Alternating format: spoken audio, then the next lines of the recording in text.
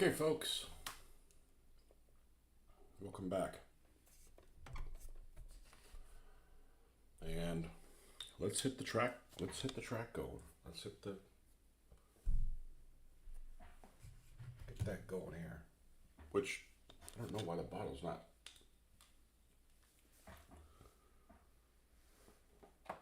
The bottle should be right here. I literally just used that tape.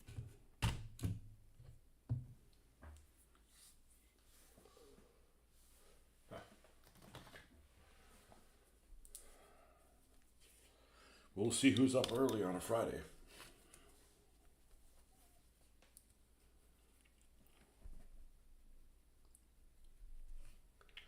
A little bit of that. And then where is my...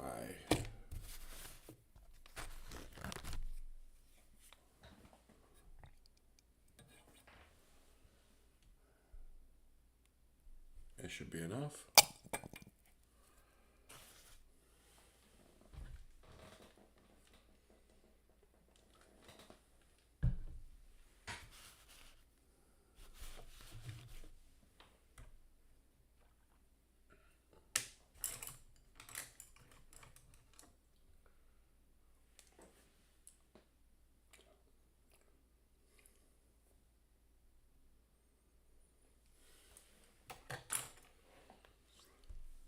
I guess it's this one.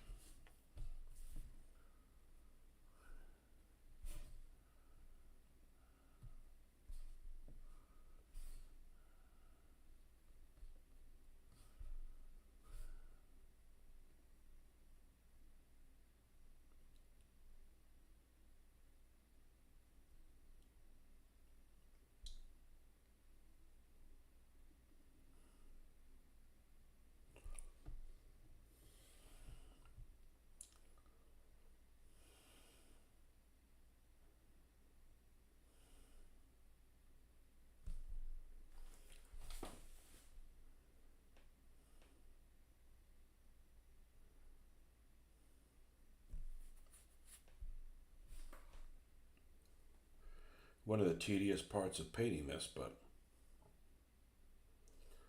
you only have to do it once if you do it correctly.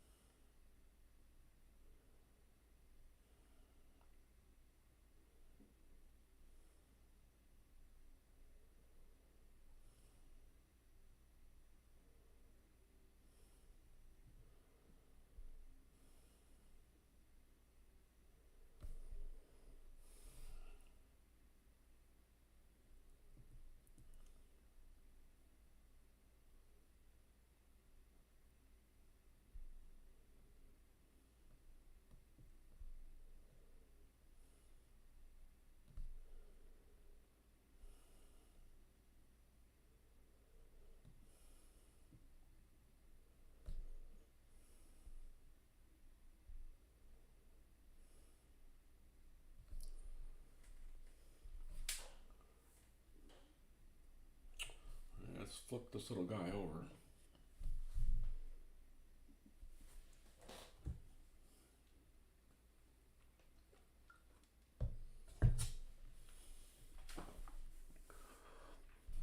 Get the other parts that you'd only see by accident.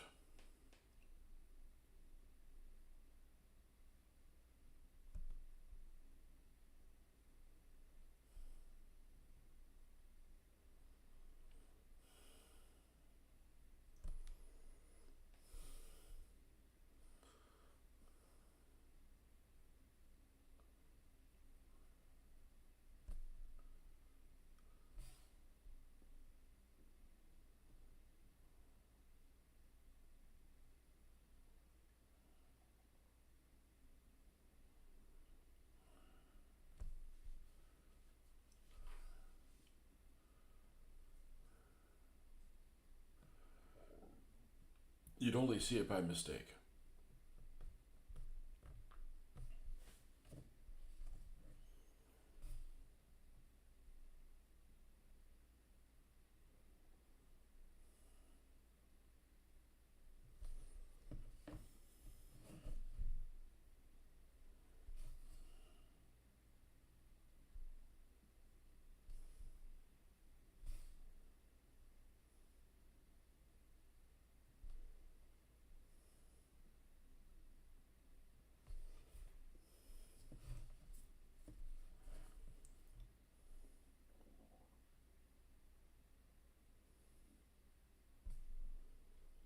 I don't think we're going to work on any of the Panzer crews until all 4 of these are done.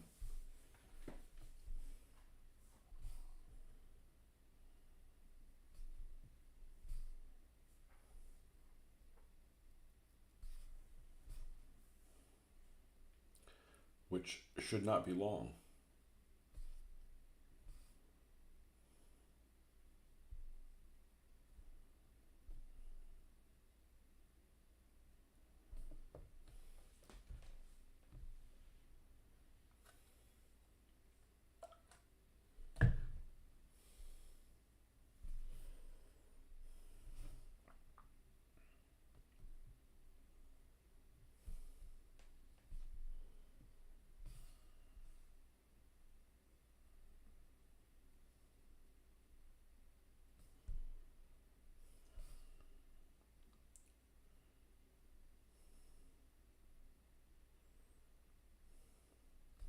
Now, I don't know how this game handles this particular weapon.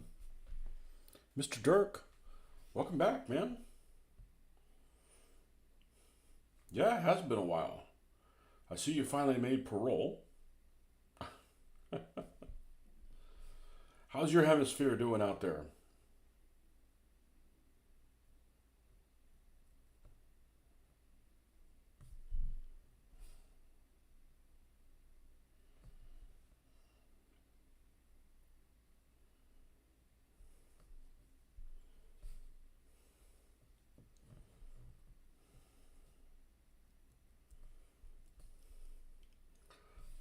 It's unusual, well, not so unusual anymore, that I'm on a work day.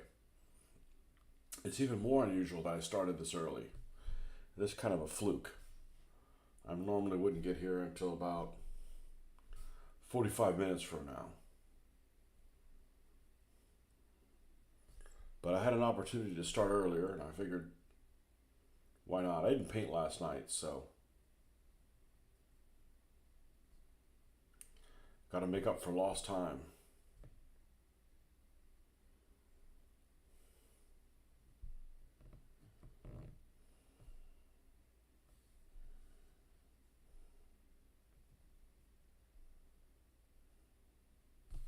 Okay, that's got to dry a little bit. So while that's drying, which could take, I don't know, 15, 20, 30 minutes,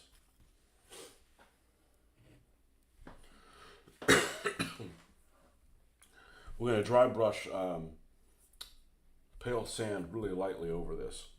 But I don't want to accidentally pick up some of that track color and mess it up. So what I'm going to do is I'm going to take the 4th Panzer. Actually, it's the 15th Panzer, but the number 4 um, and go ahead and give it the base the first dry brush color on it.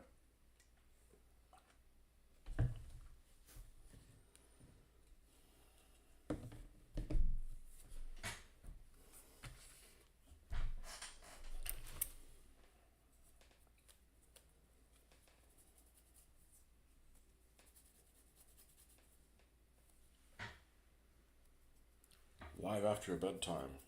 Well, yeah, usually in the evenings. I've been coming on in the mornings though.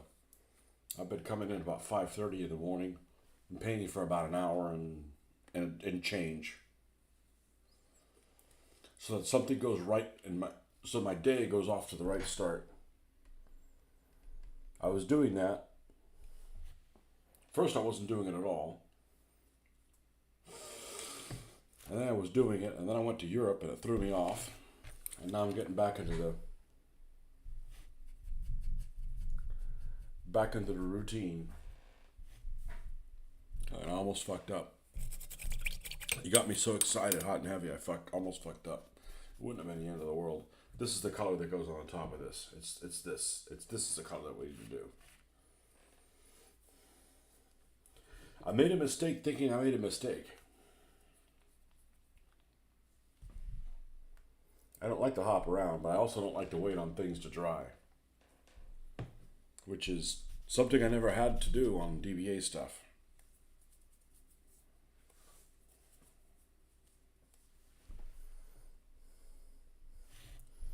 Well, it took me a while, but I finally broke the habit of going to Fanaticus every day.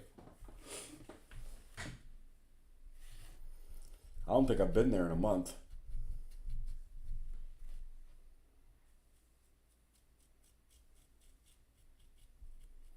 But the reality is, some of the people that would follow on there and watch what they had to say, they don't go on there either. There's several new breed people, and I think that guy finally shut up. The one guy, there was a guy on Fanaticus that had a complaint with every single thing about the game, and I don't think that he played it a whole lot.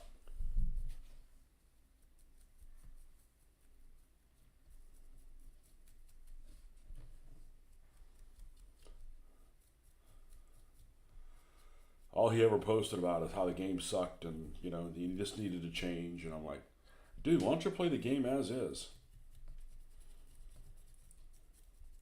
There's always those types.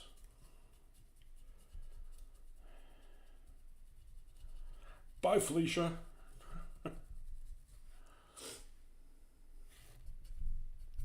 Oh, we picked something else up there. I don't interact with those people. I may say something to them in their face, but I don't get in arguments with people virtually. It's just not worth it. You're not going to change your mind, and all you're going to do is have some homework assignment where you're going to have to be updating, proving your point over and over again incessantly. I'm like, no, I'm not a keyboard commando.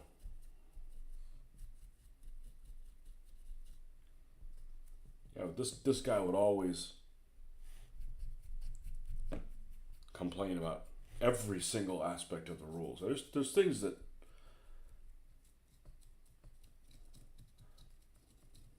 I have a problem, but they're really quite minor. I have a problem when you uncover something that's incorrect, and everybody agrees with it, but there's no way to change it so that it doesn't keep repeating itself over and over again. And that's the annoying part, is that you solve something, but you can't go with a solution because not everybody's on board, or that's not how the rules are written.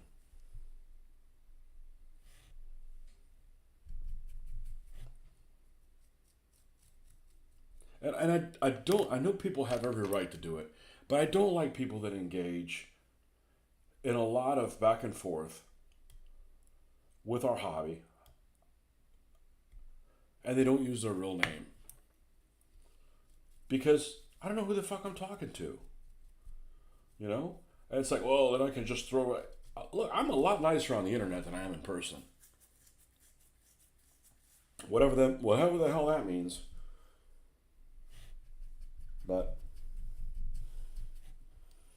No, but with a hobby, I don't go pick fights with a hobby. I don't want to talk about negative shit in the hobby. I mean, oh, you're into World War II? Cool, let's talk World War II. Oh, you're not into 20 millimeter? That's okay. I'm not trying to convert anybody, and I don't want to be converted.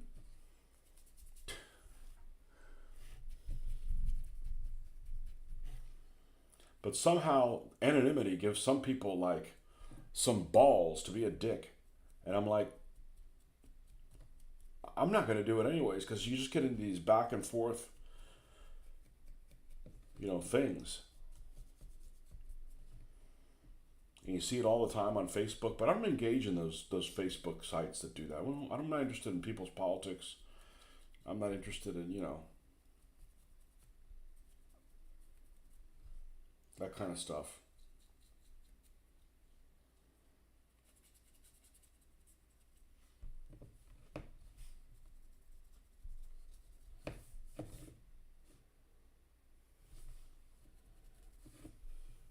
Okay? And then we'll do this.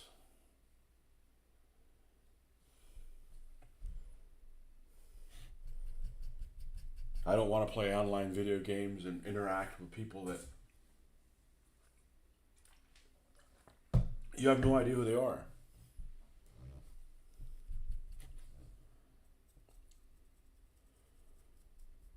And because there's not this mutual respect, you could invest all this time in it and they can hang up on you. And then, or disconnect or whatever. I'm like, I'd never do something like that to somebody that I really knew. If it was like somebody that's like, oh, well, this guy's a putz and I'm never going to see him again. See ya.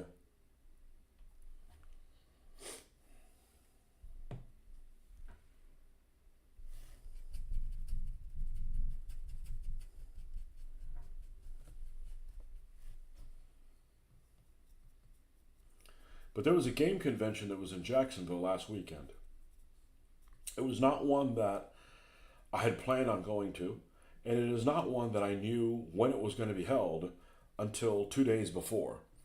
And that same weekend, last weekend, was the first weekend we were back from our trip. It was the first weekend that, what else happened that weekend?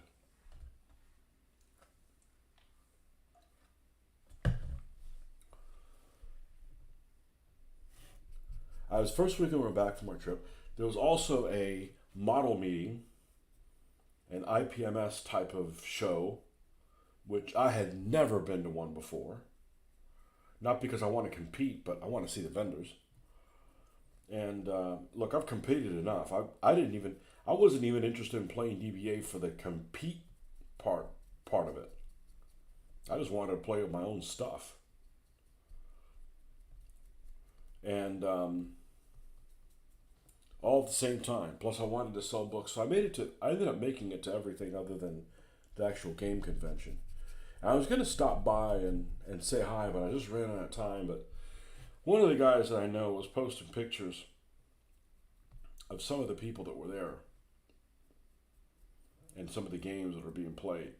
And I looked through the picture, and we all have, I guess we all have this, people that you've not had a fun game playing at a show with. And you think, well, maybe they just had an off day. And they were not fun to play with at a show again. And there's just some people that I just don't ever want to play a game with. And I'm not talking about anybody who's been on video on my channel. I'm not talking about anybody that's from Gainesville. I'm just talking about there's some people that I just don't ever want to play a game with.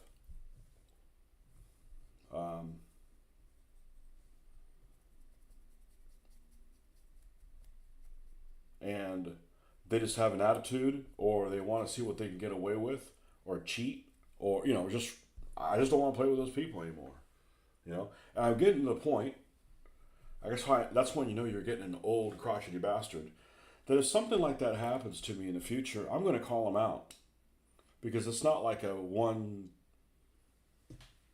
time thing. They're always this way. You're ruining the experience for everybody else. I do miss your DBA videos. Well, if I was playing any other games, I'd be filming them as well. I'm just not playing any face-to-face stuff. By choice. I haven't gotten together with the local guys since it's getting close to about a year. It's too inconvenient for me. So, and they haven't reached out, and if they reached out, I don't know if it would make much of a difference. I don't really want to play after work on the weekend, on the week. It just throws my entire week off. So, nothing against the people there.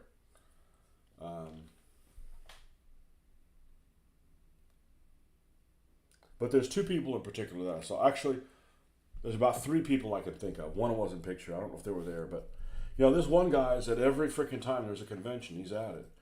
And I guess some people like him, but he's like, he wants to argue about everything all the time. And I don't know. I don't know. He's retired. And I wish he would have retired to another state.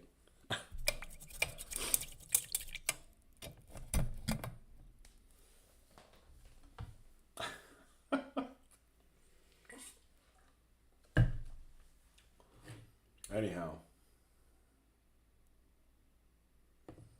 I had one guy who was a pretty active DBA guy on the scene when I first started playing.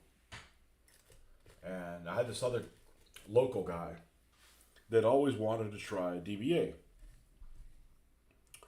And I kept telling him, look, come to the cons. They always have this big game playing. And, we could teach you how to play the game there. So he shows up, and we played this big battle game. I believe it was a War of the Roses game.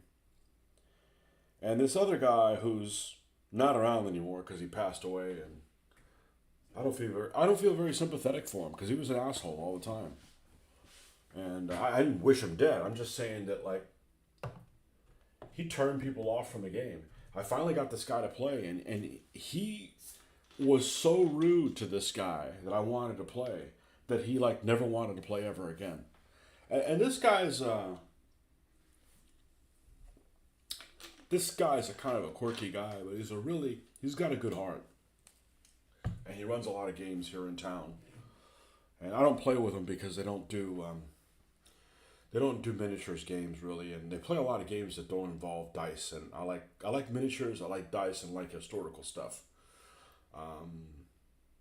If there's dice, I could get on board, but anyways, he didn't want to play DBA again because this guy turned him off of it because he's such a fucking dick. Well, I don't have to play with that guy anymore unless it's in the underworld.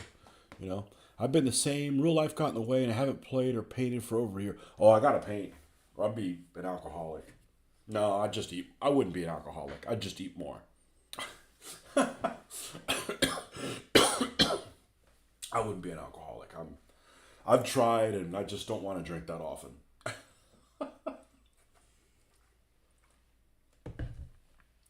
Drinking would only solve my problems if I could drink at the place where the problems get created, i.e., work.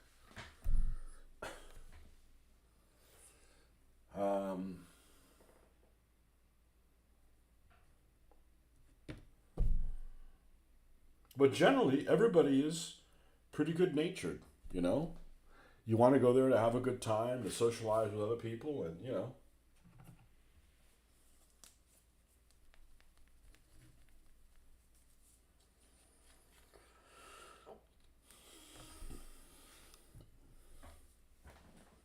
But the last game convention I went to, I didn't even sign up to play anything. I just kind of putzed around and socialized and had a great time. I had no responsibilities.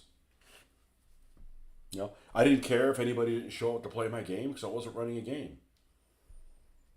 I didn't care that, man, we only have 8 people in this tournament one time. Man, I promoted the hell out of it. Why aren't people coming? Because people are flighty. That's why.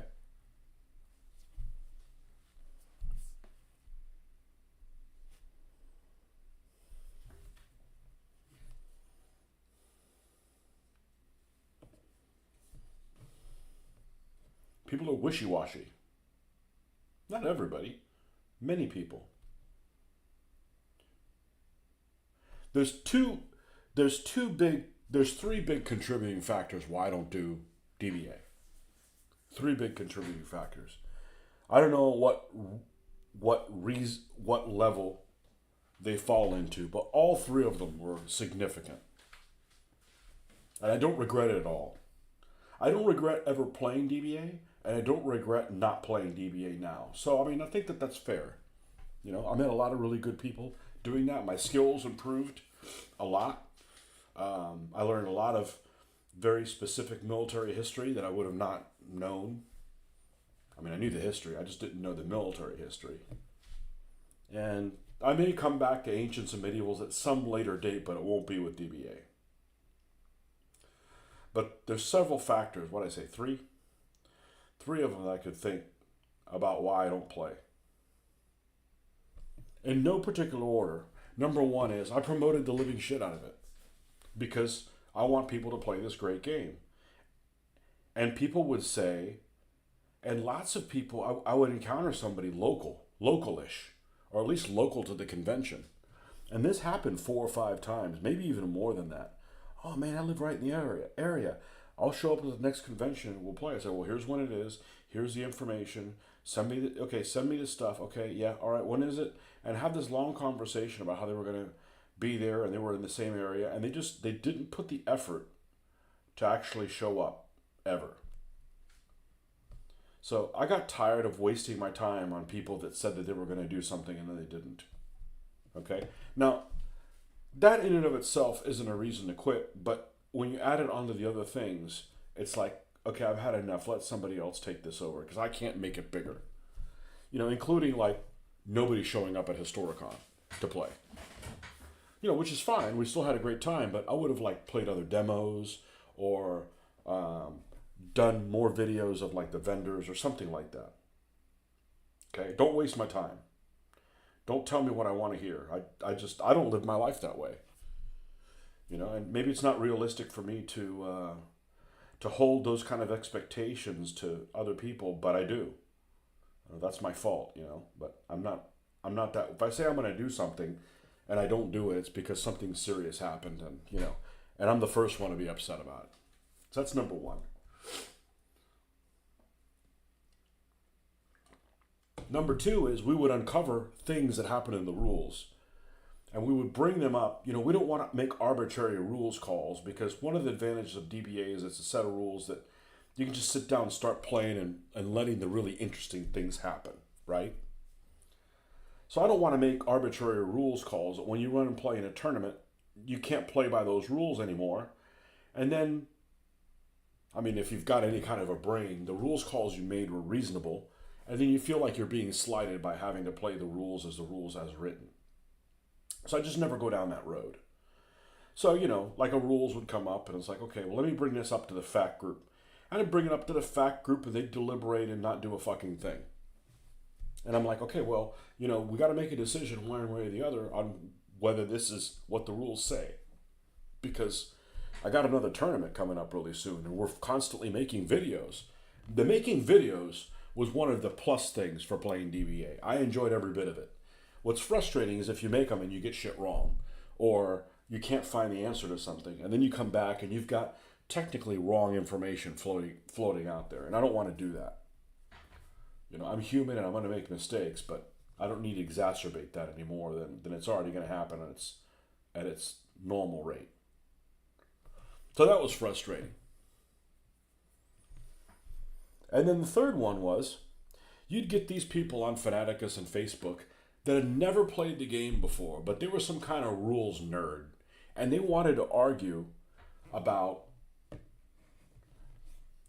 they wanted to make comments about something they saw or somebody's question that was 180 degrees wrong from the way that all of us have ever played it, and it's ever been played at a convention. And they just send a bunch of lemmings, other inexperienced people, off a cliff, and you have to bring all those people back from falling off the cliff. And it just got exhausting. It's just like, it's just too much. It's too much to have to continually correct everything. And you could say, well, don't make the videos. Just play the game amongst yourselves. It's just not fulfilling enough. There's a lot of super interesting things that happen on in almost every game that it is a crying shame not to show the world the unlikely events that happen within a game. You know, perfect example is I did that series on battles of the Old Testament with the Hebrews, and damn near every one of those battles was almost like unbelievable. The unlikeliness of events that happened. You know, it's just, you'd think it was rigged, you know? And like that, most of the battles are, you know? And those things just kind of just said, you know what, and I've been wanting to paint World War II stuff, get back into it. And I didn't have I don't have the energy to do both. So, well,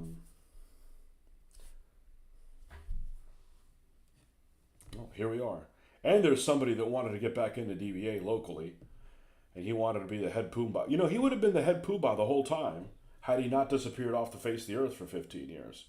And then he gets back on the scene, and he's like, okay, we want to do this, and we'll make it grow. And listen, we've done all these shows, we've done videos, and he wanted to be in charge of the whole fucking thing.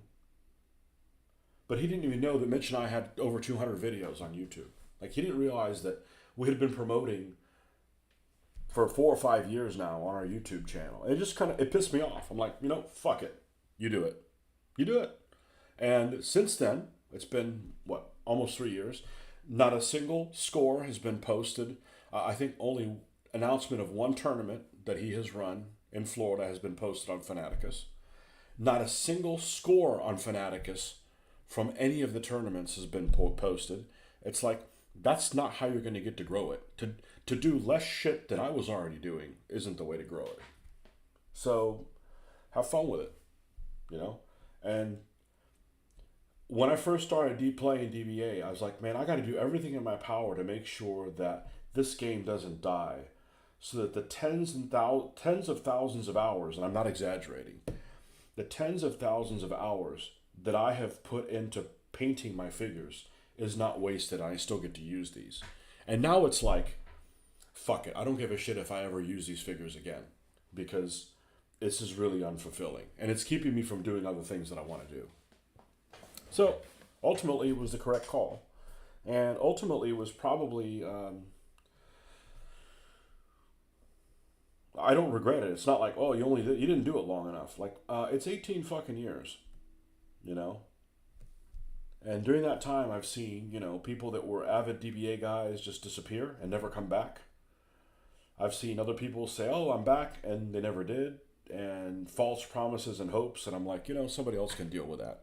So now my new MO is paint whatever the fuck I want, play whatever rules I want when I want to, and if there's something wrong with the rules that I don't agree with, then I will change them. And that's it, you know, and I'm a lot happier. But that has nothing to do with Phil Barker. I think the world of Phil Barker. But I actually did not show up to play DBA because it was a tournament thing. I showed up to play DBA because I wanted to play with my own figures.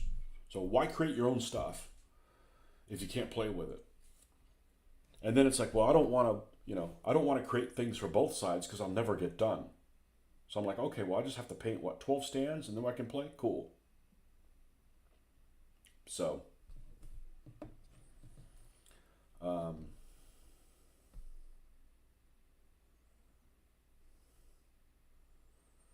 and Mitch has continued to play it at tournaments. I don't know what he's playing on a daily basis or on a weekly basis at home, but that's up to him. I've never dissuaded somebody from saying, you shouldn't play DBA because this or that. I'm just telling you why I'm never going to play again. And people didn't believe me. Oh, you'll come back. No, I won't. Because I'm a person of my word. Even if I want to, I won't do it just because I said I wasn't going to do it. I'm not a politician that has to explain, well, I really didn't mean. No, fuck it, I'm never playing DBA again. As is, nope. And people can't understand that. People think that it's like, No, you're just used to listening to too many politicians or people on the news that are wishy-washy.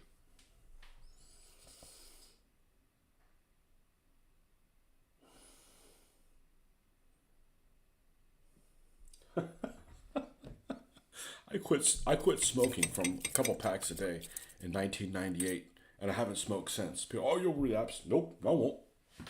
Then you can't say you never did that.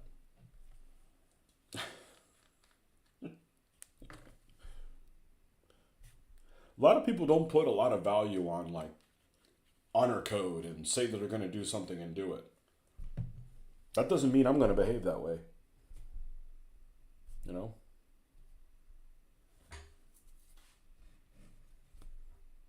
So it was just a lot of work to do all that heavy lifting. Most of the heavy lifting. Mitch helped, right? He'd provide armies and stuff for like events and things like that, but I was the one promoting and stuff. I mean, they haven't put out a single video since, and I know they enjoyed doing it. And if I play any games, I'm going to film them. I'm just not playing any games. So, and I've thought about making a video of what, but people stopped asking why I play DBA. I don't want to poo-poo the other people playing it. I'm just telling you why I'm not doing it.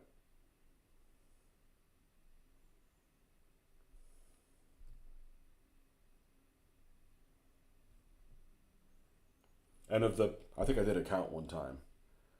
200 or 250 or so different people that I playing DBA. Only three, and I might be stretching that a bit. It might be two. Do I never want to play again? And they're actually people that don't even play DBA anymore.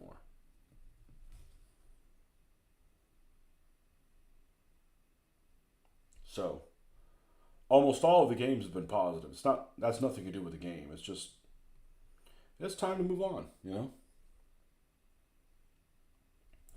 Hobby should bring joy and not frustration, and that was just bringing too much frustration. This is zero frustration.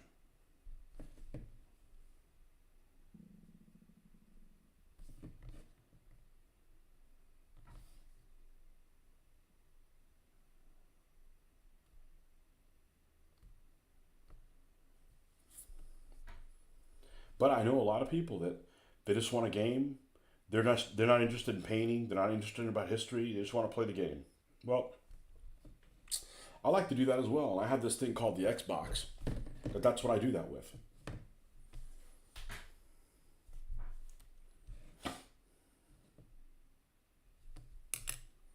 Oh, I missed some spider webs here. Okay, my dissertation's over.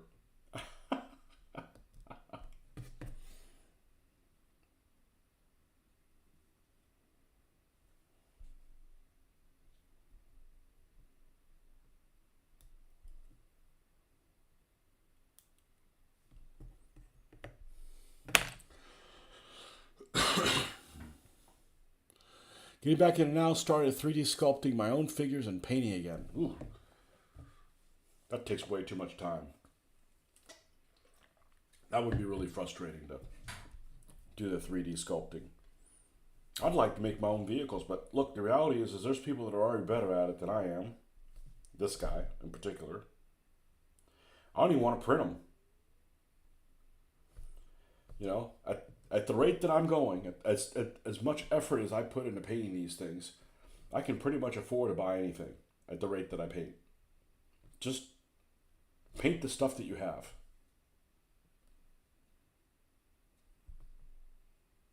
Because what's going to happen if I can print my own stuff? I'm going to print a bunch of things and I'm not going to paint them, and then the next thing you know, I got my backlog is bigger. That's not moving the correct direction for me.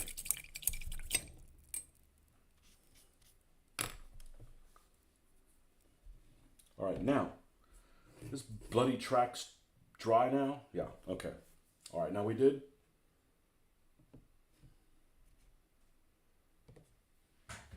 that. Let's switch back. And then we're going to take our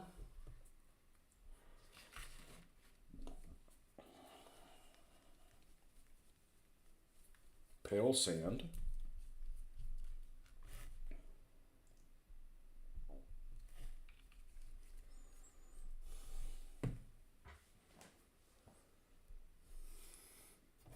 Is that it? I guess it is.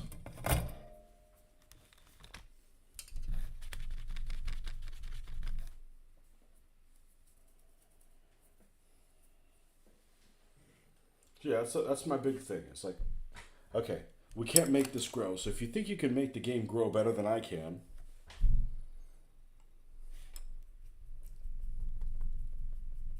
you can't do it by doing less. Unless you're really, really, really, really hot. That would probably work if you had a really attractive female that was pushing DBA. She wouldn't have to do any videos, and then people would just roll in. It's just a guess, you know. That tack may work.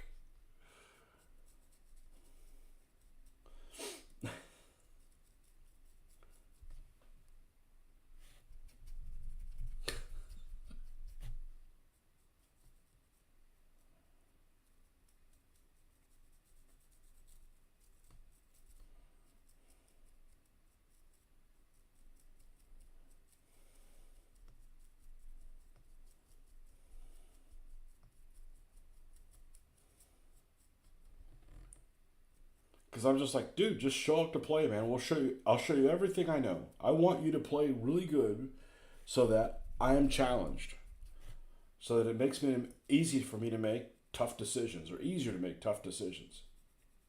Not one of these people like, I got this trick, but I'm not going to tell them about it, so I can pull them on them at the last minute and win the game. I'm like, I don't need to win the game that bad, okay?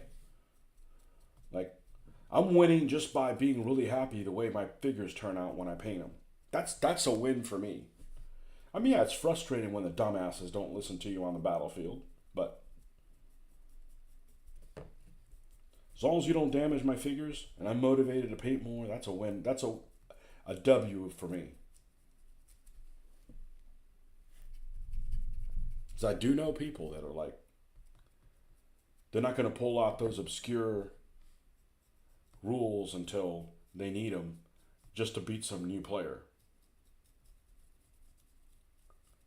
Like, do you need to win that badly? You know, as a new player, you don't want to play a game and feel like you don't have any chance of winning. You know? Why would you want to do that? Well, I know I'm going to lose, for sure. And the guy's not going to give me a fair chance. Why even play the game? We've all been new players before.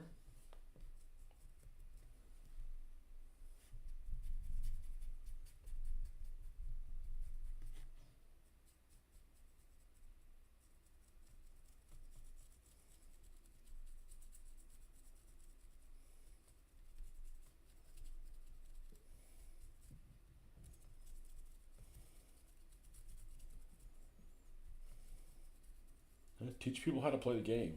Assume that the person's not stupid. They just never played the game before.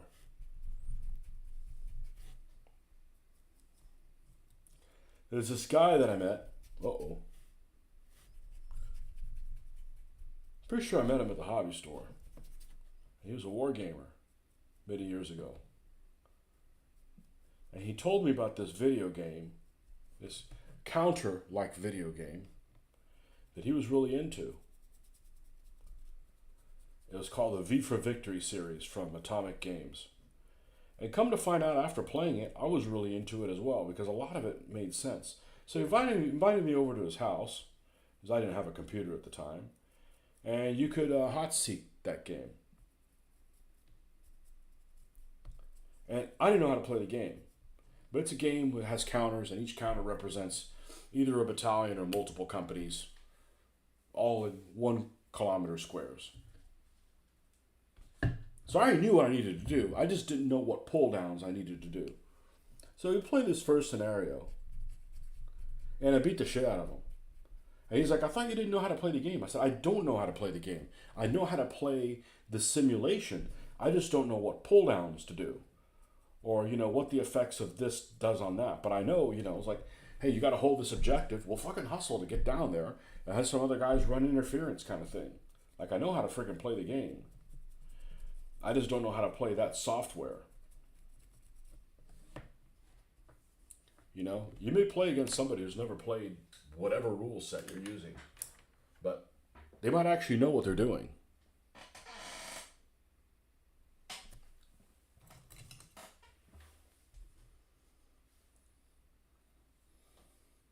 Just like there might be somebody that's really experienced with DBA, but they don't have a good idea of tactics.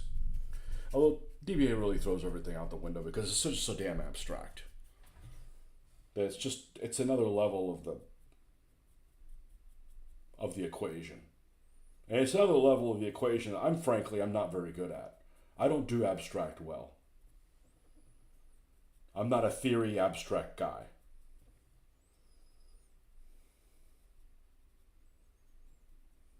Naturally.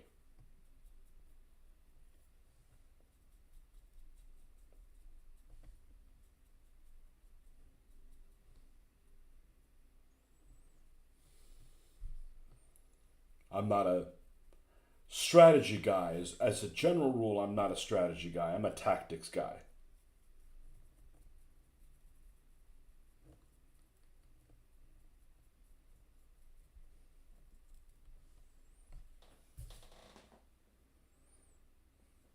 I don't like reading strategic stuff. I like reading tactical stuff.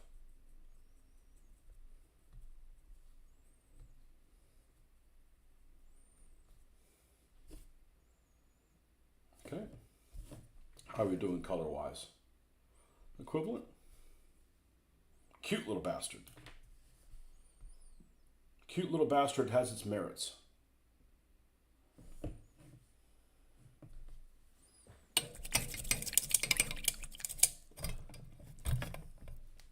If you look up the kind of games that most people like to play that are military games, most people prefer strategic simulations. They want to be, Rommel or up. And I'm not. I want to be the sergeant, the lieutenant, the captain kind of stuff.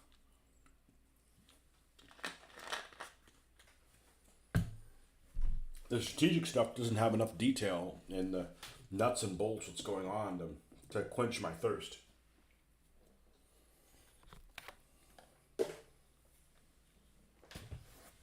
I had a friend of mine whose favorite game was one of my least favorite games. And it was really frustrating. Because I had to give in a couple times and play his game. And I absolutely hated it every time I played it. And that game was Rise and Decline in the Third Reich by Avalon Hill. I absolutely hate that game. It's at a strategic level that I'm not interested in. The game isn't attractive. It takes forever for your turn to come around. And every armor unit is the same as everybody else's. The factors might be different, but they all behave the same. Like, boring, nope, not my cup of tea. But he really liked it. I guess he liked to wait around a lot.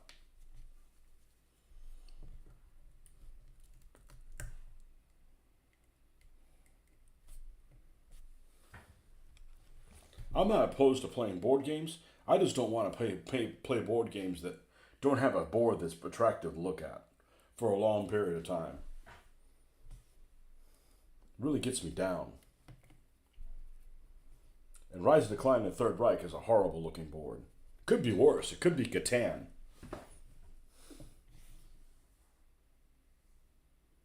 Catan's got to be like the ugliest board ever.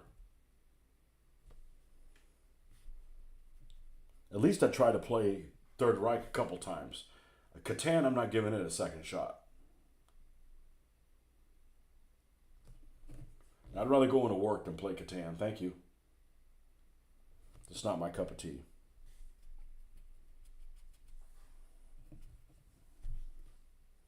I know it's a popular game. It's okay.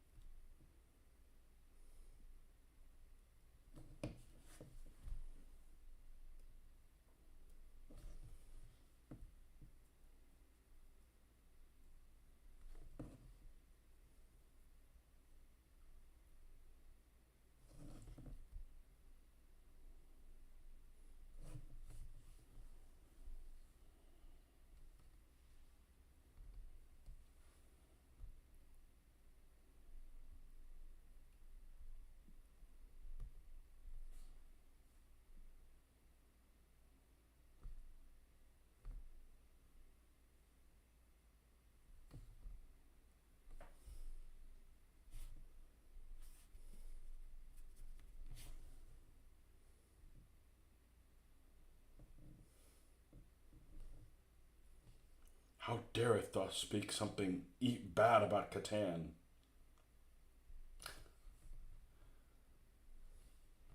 Well, have a seat. Jon Snow's next. Let's piss everybody off. Now, you shouldn't be upset that everybody has an opinion, you know? It's only a problem when it's like you force somebody your opinion on somebody else. Like, you know, this game sucks and you're an idiot for playing it. I didn't say that. I'm not playing a game. Don't force me to play games. I don't force other people to play games. You know? I'm not here to convert people or be converted. You're the same with tabletop games. I want to play nicely painted armies and have good terrain. Yeah, I only want to play historical stuff because it makes me. If I play a game and it does not motivate me to read about the history that I just played or I'm about to play, the game is a fail for me. You know, like I don't mind Command and Colors at all. Mitch and Joel love to play Command and Colors. It's a great game. Almost every game is fun. It doesn't feel like the history. I don't feel like I'm playing the period that I'm playing. It's a good game, but you know, I don't mind playing Axis and Allies. I don't feel like I'm learning anything about World War II when I'm playing Axis and Allies. You know, that's just me, you know. If you enjoy playing it, enjoy playing it.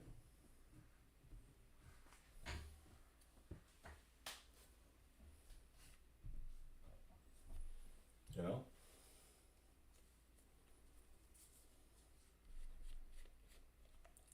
The worst game I've ever played is actually not one of those. And I don't know whether we played it incorrectly, but it is literally, I would consider giving one of my limbs up as for an amputee to play in this game ever again. Obviously, we're exaggerating, but it's this game called Soldier King by Frank Chadwick, and it's not because it's a Frank Chadwick game. It is just a make believe.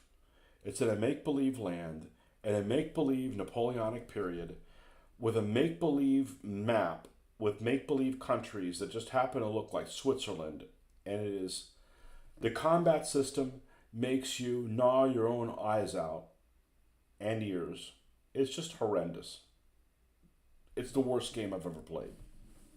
I'd rather play 1830 than play that. And that's saying a lot. I absolutely hate 1830. I don't dislike very many Avalon Hill games. But that one would be one of them. 1830. Again, it was a game that someone I played with, it was like their favorite game.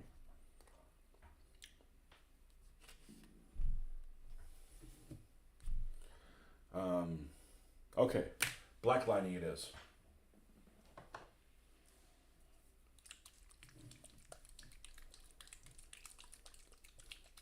So I'm now in the mode of I'm doing shit for myself. Like, okay, I'm playing this game and it needs to have this kind of detail. Well, nobody's going to want to play with you. Okay. That's all right. And people haven't told me that, but people have told me that in the past. Like, well, I'll tell you how this miniatures work. I need to be motivated by the rules to paint more miniatures. If the rules don't motivate me to paint more miniatures, then I don't need to be playing those rules. So, you know, you can play Flames of War all you want. It doesn't motivate me to read about history or want to play the game ever again. The rule books are beautiful, and I'll read their website, you know, but the game falls quite short on what I expect. And same goes for Rapid Fire. Now, if that scratches your itch, by all means, but it doesn't for me.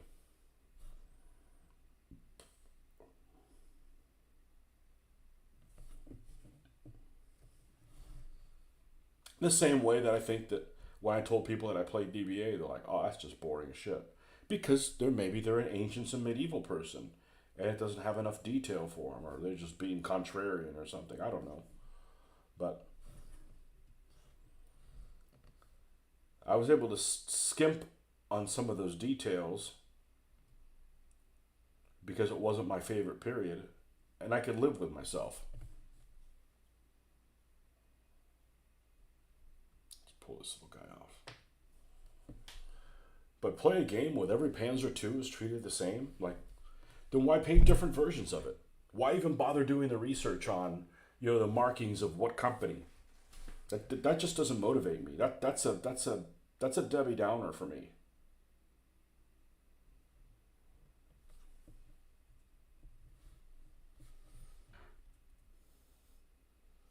All right, Dirt.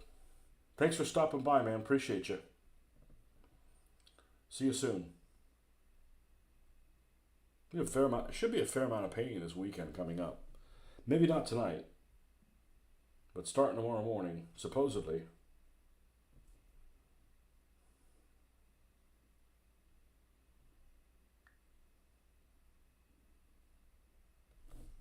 Don't make any strict plans, because sometimes they change.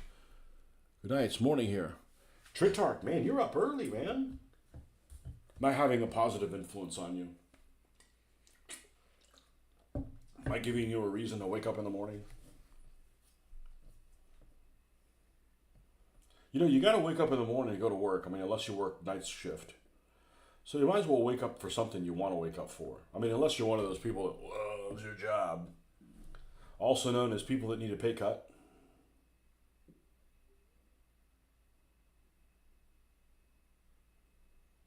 And I don't hate my job. I just hate the conditions I have to do it under. Does that make sense? Like, I don't dislike the actual stuff that I'm doing.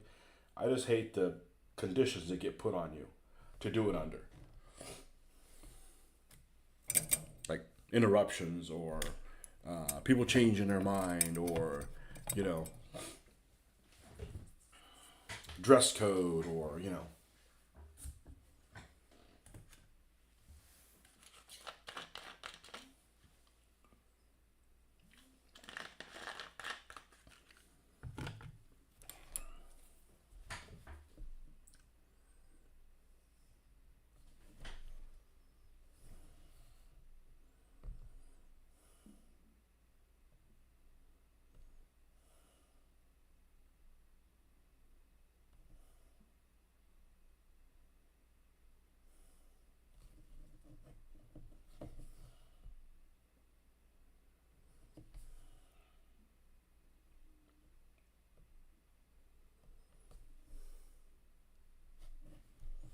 Not really.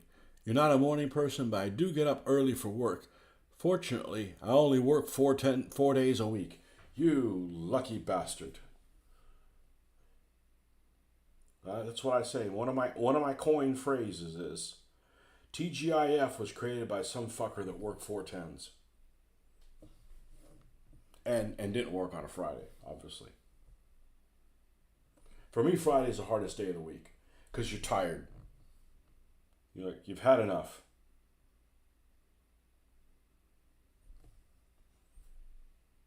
And a lot of people are like, oh man, I haven't done a damn thing all week. Hey, we need to order this thing. Shit, where you been all week, dude? I used to not be a morning person either. But then I had a toddler. Like, man, if I want to do any hobbying, I got to do it early in the morning. And it just kind of grew from that. And then here I am.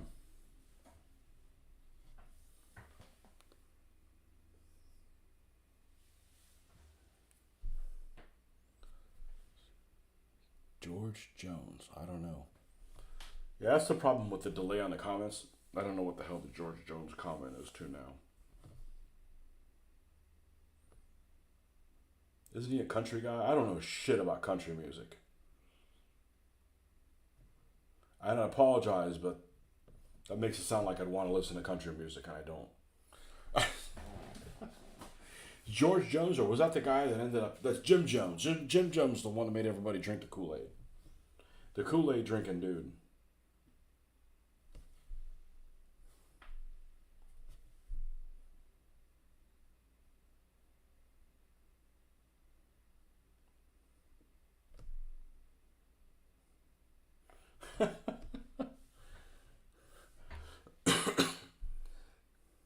I can actually picture him. I guess there was enough commercials that I saw of his shit on TBS or whatever, trying to, hey, buy his stuff. You know, when you're a kid and you're watching the TV in the 80s or whatever, they'd always have this. But hold on, wait. Now you can get, another, like, I'm not buying that shit.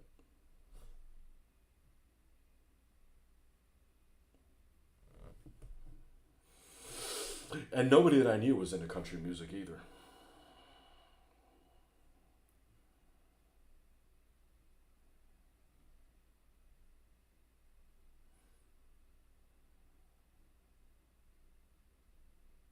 But nobody that I knew was into westerns either.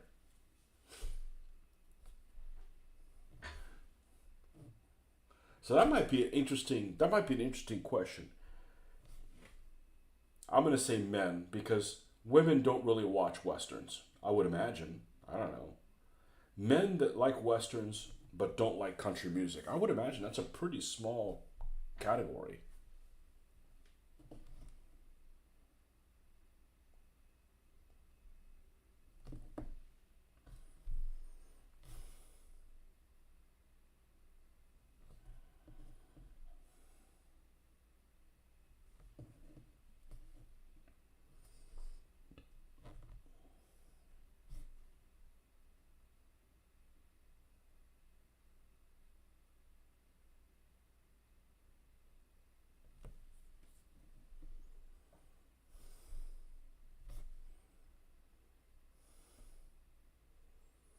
My dad never liked westerns, and it rubbed off on me. We're affected by our dads, whether we realize it or not. Assuming you know who your dad is.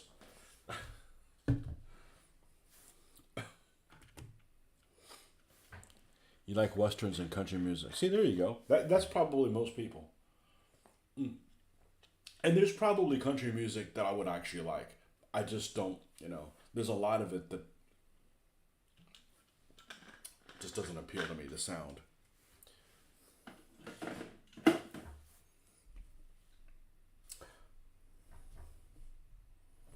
The problem with westerns for me, well, other than my dad never got into them, is it's a period of history.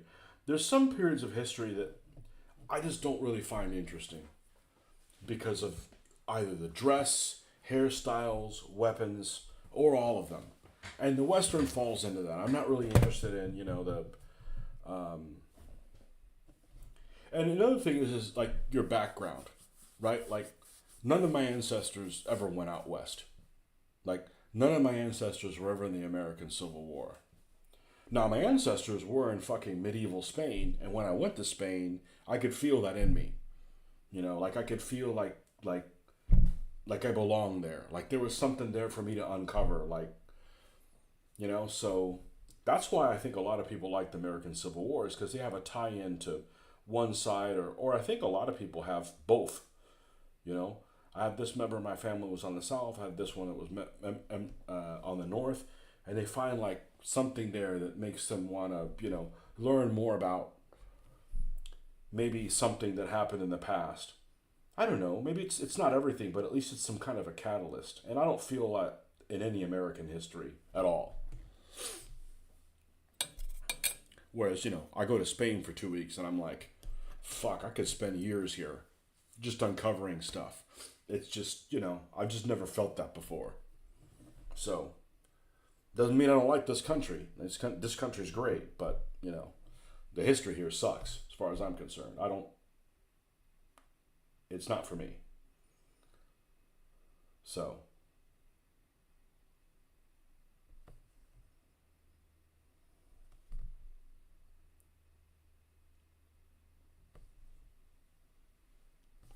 your ancestry fought for the South from both sides of the family.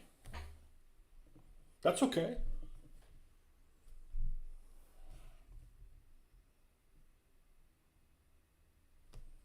Say not like this bad, like it's a bad thing. I'm from the South. I'm proudly from the South. I'm just not Southern. That doesn't mean I dislike people that are Southern. That just means I'm just not Southern.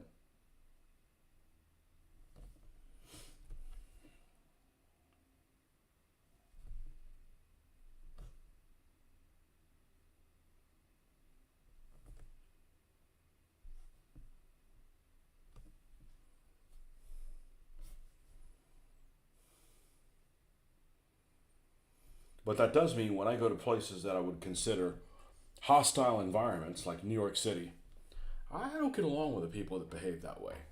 You know, they're just outright rude.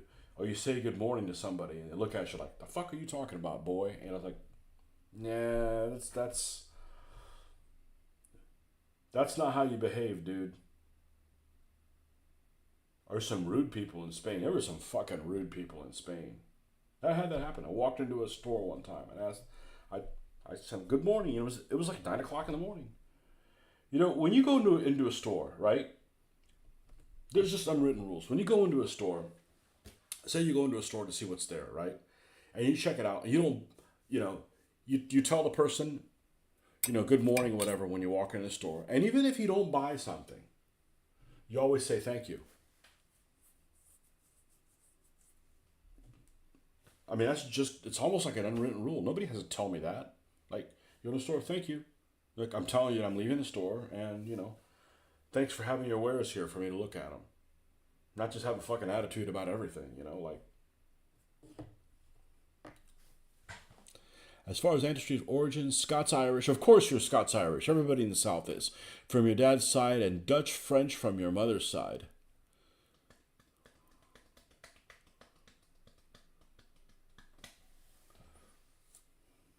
Dutch-French. Cool.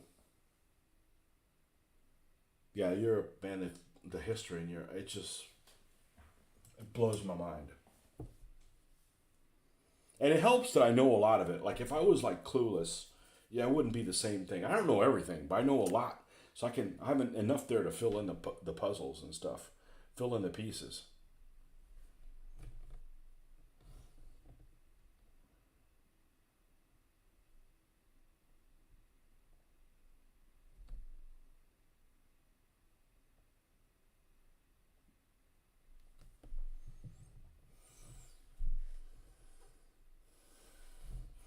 Everybody's Scots-Irish.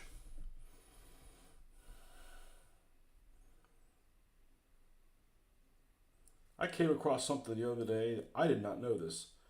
That the Scots actually came from Ireland. I would have thought that it would have been the other way around. I would have thought there was people that were in Scotland, or you know whatever it was called before Scotland, they would go and settle in Ireland. Nope, it's the other way around. According to this, didn't know that. I would have just figured you go from a bigger piece of land to a smaller one, not the other way around.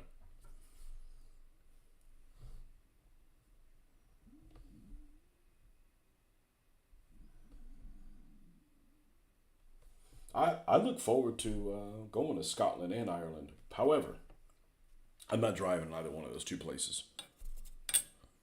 If you are hard nosed enough to still want to drive on the wrong side of the road, I'm not going to change your country, okay? But I'm not going to drive in it. And that's probably for both of our own goods.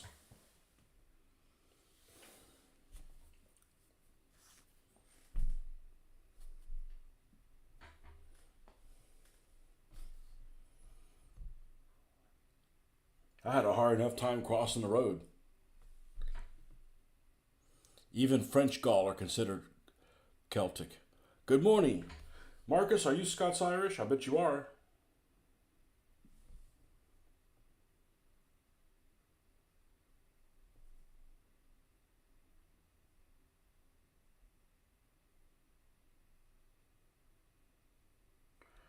And by the way, if you're Scots-Irish, does that mean you're predetermined to not like things that are English?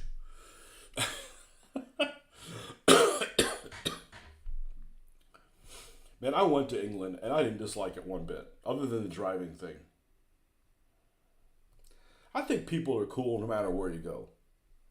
People on your level are cool no matter what country you're in. You know, you can't have this attitude. It's like, oh, if you're an American, it's a piece of shit. There's a lot of things we do right here. There's a lot of things we don't do right also.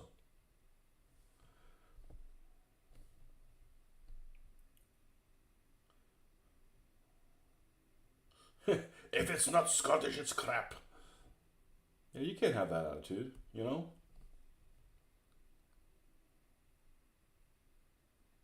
One of the English guys was telling me, "Hey, how come you guys add sales tax on everything at the end?" I said, Don't ask me. I vote against taxes every chance I get. I'm against complicating shit, you know? Scots Irish. See, told you. I'm pretty sure I'm not Scots Irish. Not there's anything wrong with that.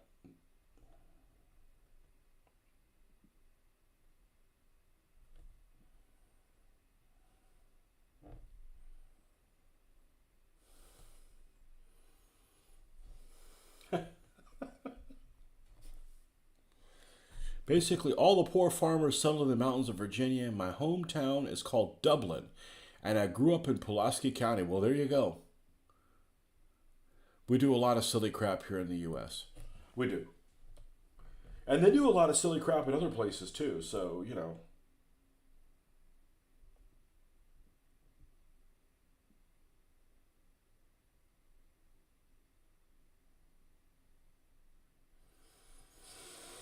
I was expecting some people to have an attitude with, oh, you're American, oh, fuck you. Like, okay, well, hold on a second. I don't know what American did something to you, but, like, give me a chance to screw you first before you dislike me, okay? You know, if you're going to have an attitude that I screwed you, like, at least pull your pants down.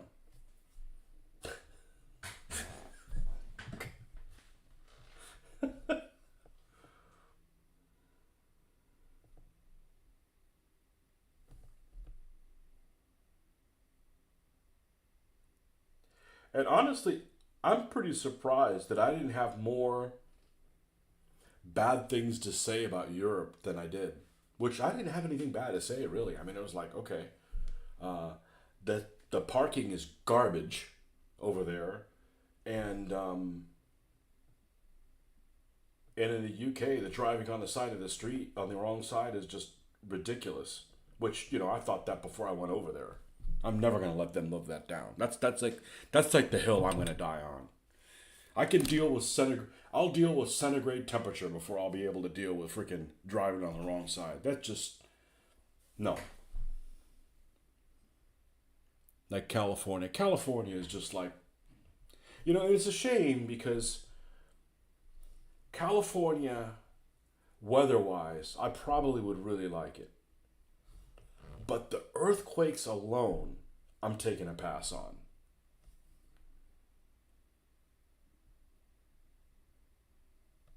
And we have way too much government here. They have way too much government there. Like, I don't like being told what to do by people that are incompetent. I don't like being told what to do to begin with, and then being told what to do with people that are incompetent. That's like a double whammy. Like, what kind of stupid do you think I am? California stupid? No. And it's a shame because it's probably a beautiful state. My dad, my dad was the only Cuban immigrant I've ever heard of that didn't live in Miami at some point. He didn't. He went straight to California in the early 1960s. And for 25 years growing up, well, not, I wasn't alive for 25 of those years, but for 15 of those years, of the 25 years since he had left California, he couldn't stop talking about how great California was. Oh, California was great. California was this, and California was the other thing. Well, California was probably great in 1962 when you got there, not in 1985. You know, and I believe it. It was, you know, compared to the rest of the United States, like, okay, you can have like Cleveland or Chicago or something like that, or New York City, Marcus, or California, where everything is fucking new and modern, and you know you don't have all these angst. I believe it. But when we went in the mid '80s to California, it was a shit show back then. Okay, I need, as Marcus would say, a refresher. So I will be right back in a moment.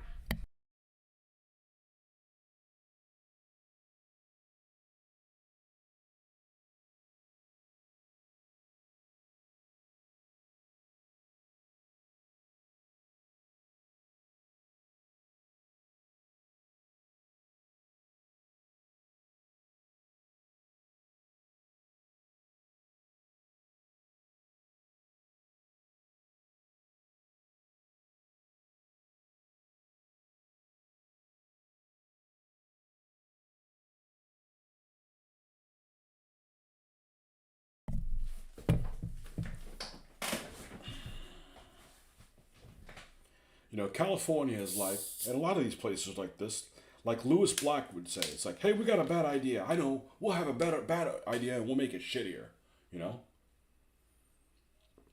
Both political parties are guilty of it, but for different reasons. Absolutely. Overregulated, overtaxed. I hate doing business in California. I drove trucks for a few years and it was a pain in the ass to drive in California. Good morning. May have to get back to work, but wanted to drop by and say hi. Hey, that rhymes. You guys fixed the driving on the wrong side of the road over there? Hey, that's pretty good, man. Ben, you gotta be impressed that the only bad thing I saw in Britain was them driving on the wrong ass side of the fucking road, which I already knew that anyways. I wasn't expecting it to be a challenge across the road on foot though. Oh, and by the way, I arrived there and I missed the London take the tube with no pants on by 1 week. Like the previous week they had announced it was like, ride the tube with no pants. I'm like, if there's some place you shouldn't go in public without pants, it's public transportation. You know what I'm saying? That's like a bad idea.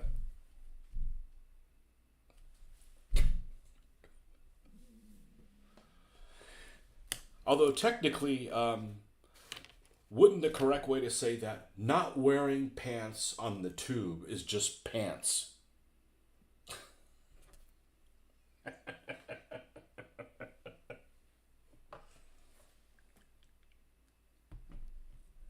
I'll tell you what, there is one thing that I did like about Britain and Spain that I was really surprised of. I was really surprised about this. People always knock Americans for us putting the American flag on everything. On your swimming trunks, on your shirt. Everybody's got a flag in their front yard. This, that, or the other. People think that we're uber nationalistic. I don't think that we are. I think that's just, if you grew up in our time period, there's just like shit that, that we did for the right reasons. I'm sure we were probably missold that bill of goods, but still. But they always make fun of Americans for doing that. And I saw the same thing in Britain. Now, I don't have any shorts with American flag on them, but, it'd be different if you had like an American, like I have an Old Navy hat that has an American flag on it, and I like it because it has an American flag on it. But, it's not like a pair of shorts that has like fucking stars over here and stripes this way. I wouldn't wear that. That's tacky. But I saw the same thing in Britain. I saw people with a Union Jack everywhere. I saw the Spanish flag everywhere in Spain. I thought it was cool. I thought it was, despite, the wrong shit that our countries have done in the past, it's good to be, part of the team, I guess. I don't know. I was just expecting people to just be like, anti this and anti that. And I guess it, just like anything else, it's the people that are the naysayers and the troublemakers that are the loudest, and that's what you hear about.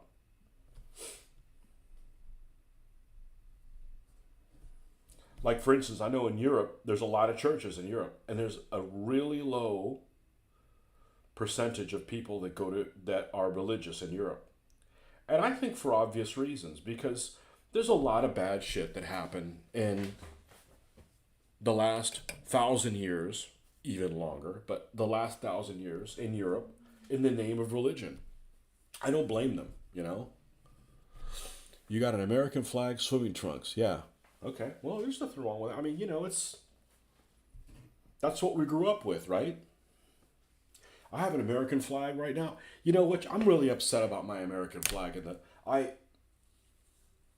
I got this house, and it has a flagpole. So the very first thing I bought for it, I bought an American flag, 3 foot by 5 foot, whatever. Made sure it was made in the U.S. Made sure it was stitched or whatever. Not one that's not too expensive, right?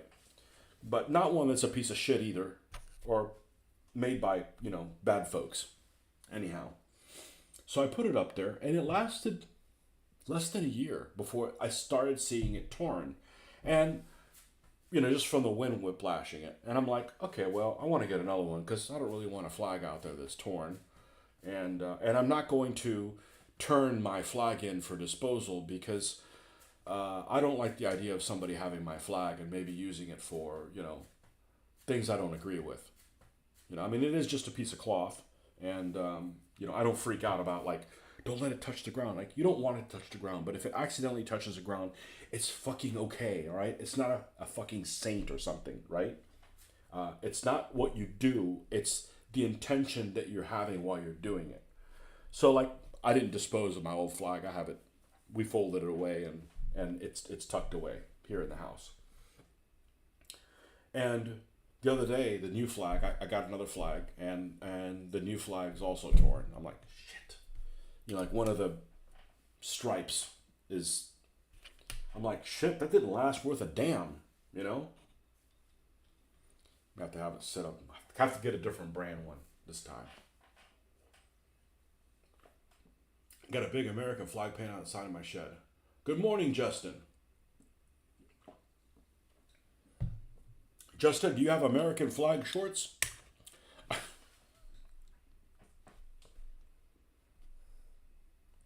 Now, Tritark, you said you're from the South, and you had, I grew up in the South, and I saw rebel flags on things, and I didn't think anything of it. Let's back up. First of all, I think the rebel flag is a cool looking flag. It's true. Now, it didn't oppress any of my people.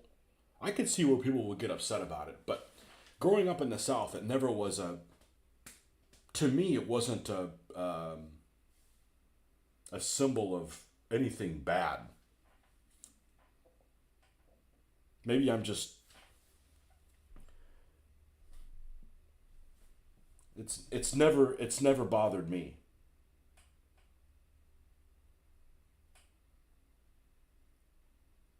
But I'm sure some people use it as a symbol of, racism.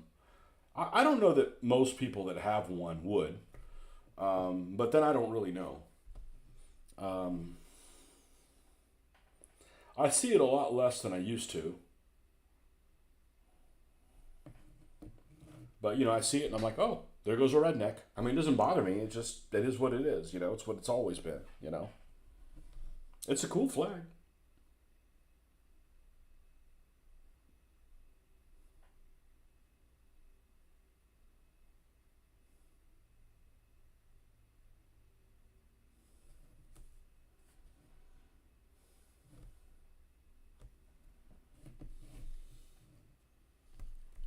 You have a flagpole that's 80 feet tall. Oh man, gonna be hard to up that one. That's 8 stories tall, dude. How big a flag's on it? Or you just hang people from it?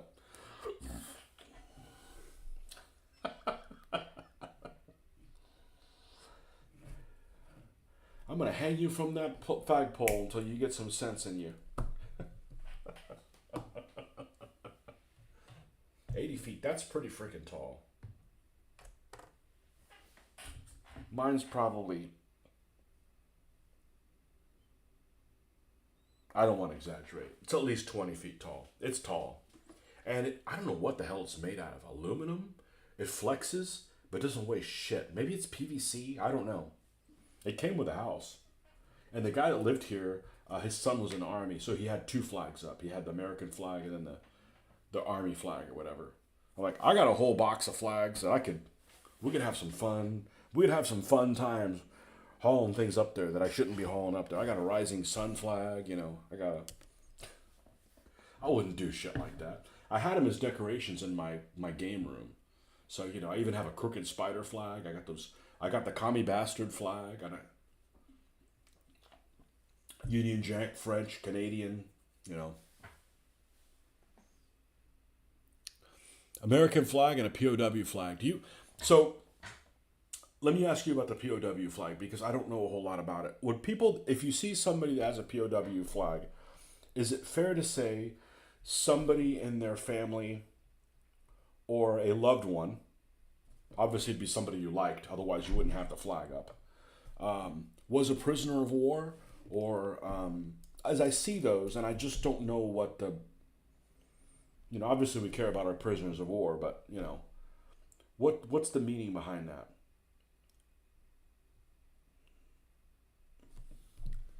I grew up the same on the rebel flag matter. Times have definitely changed now. Yeah. Yeah, I can see not putting rebel flags up in public places. I don't see knocking down statues. I can see moving statues, but let's face it, most statues are beautiful works of art. As long as they're not like Picasso or some bullshit like that. Most most statues that are meant to look like a person are beautiful works of art. Put them in a museum somewhere.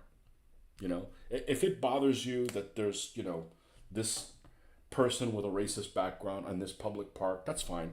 Move them to a museum, but they shouldn't be destroyed because they are beautiful works of art that usually represent someone in a time period when photographs either weren't available or weren't as common. So it gives people an idea of what this person looked like. Um, Represents the ones that never came home. I see it as a heritage thing. I think people who want to see it as a racist symbol was from how the KKK used it in their gatherings and their shit in the past. I have a rebel flag on your bumper and people don't give me shit about it. Well, you also live in a state that understands some of that, you know? Nobody gives a shit about it because you're probably fucking armed.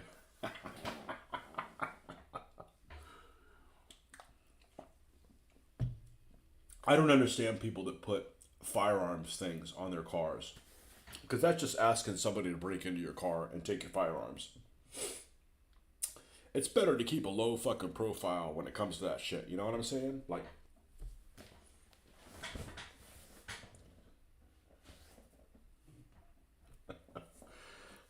man, is that guy armed? You want to find out?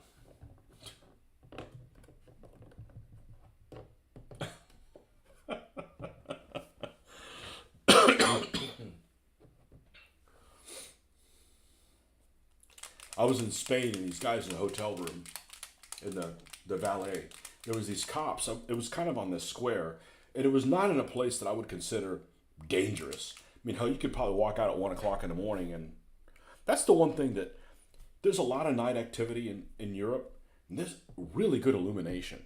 Like all the alleyways are illuminated almost like daylight, and Europe loves their fucking cameras, right? So you're being filmed no matter what's going on, and you know, on one hand, I don't like that. On second hand, I don't live there, and I don't care. And I'm not really up to no good, so I don't really give a shit if I'm being filmed. Hell, I'm being filmed right now, and I volunteered for it. Stupid me. But these guys outside the hotel room, there were some cops out there, just like standard American cops. They had their.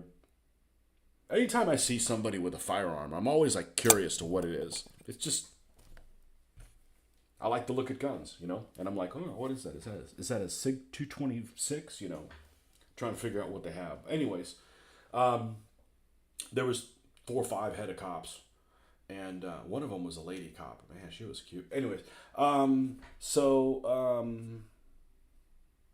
of the guys had, and they were like freaking out. Oh, we've never seen a cop with a pistol before. I'm like, well, don't come to America,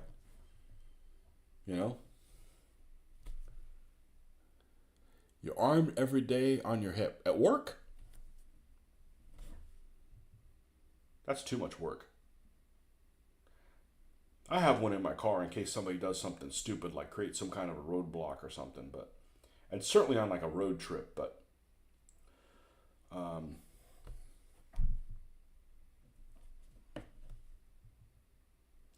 tell you what, man, when that I really didn't get involved in any of them until that idiot in fucking Colorado with the Batman thing.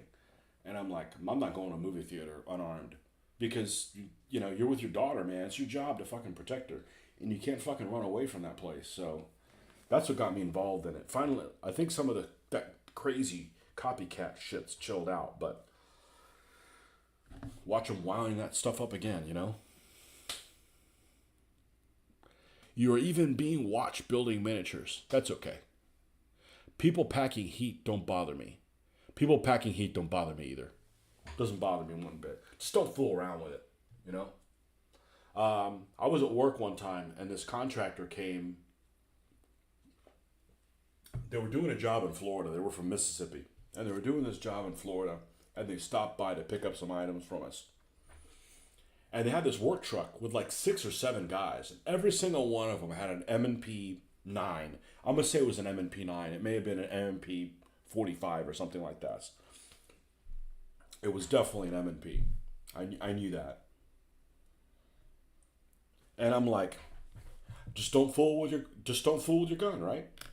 And I told them, I said, hey, just so you know, and they all had them on their hip, uncovered. I mean, just so you know, Florida, I don't have a problem with it, but Florida is not an open carry state. And in their own ignorant Mississippi way, they said, "Oh, we have a concealed carry permit. We're all right." Like that's like saying I have a driver's license, but I'm gonna fly the 747. Doesn't compute. I'm like, hey, I'm just trying to keep you out of jail, man. I'm just letting you know. When I went to college, which I think wasn't that long ago, but was in the early '90s, people had shotguns on their gun racks, and and like nobody messed with them. Like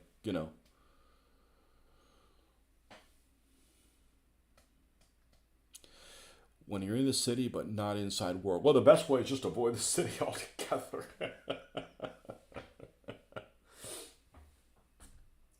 Yeah, things have chilled out a little bit, but I have the ability to do it if I need to. But it's just easier just to avoid those places if you can. Yeah, I don't have a problem with it. I've seen people with sidearm on them. It doesn't bother me. You know, I don't have a problem with open carry. I personally would rather not open carry because then I have options, right? I have options to not disclose the fact that I'm carrying.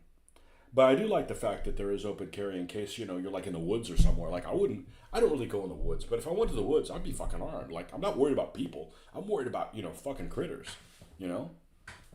South Carolina became an open carry state last year.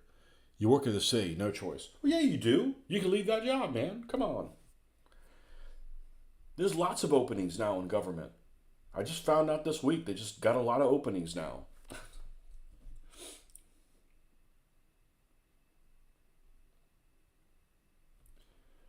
Yeah. I don't go on a road trip unarmed, because you break down and then you're at the whim of whoever shows up. Especially especially if you've got one of your girls with you. Like, it's your job it's your job. You need to be on watch and protect them. Women are a freaking target, unfortunately.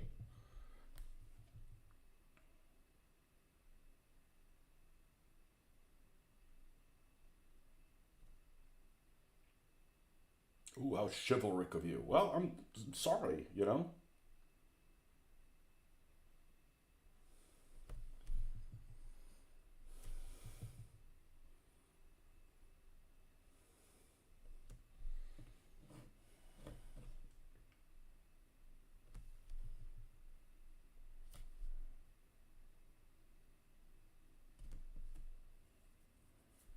But back then, there was guns in the back of trucks.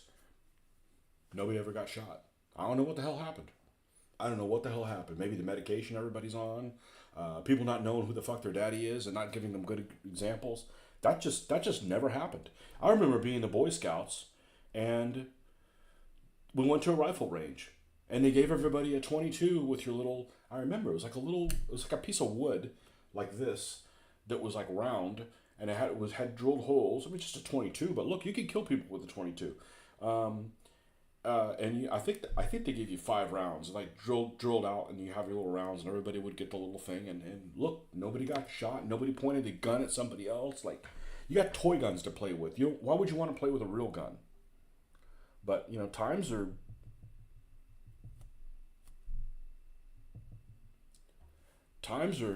messed up.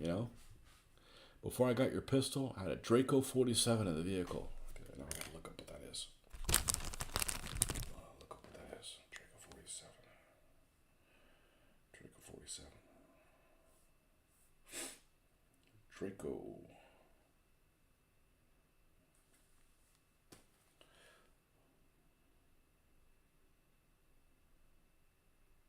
Romanian pistol. Sawed off AK. Yeah,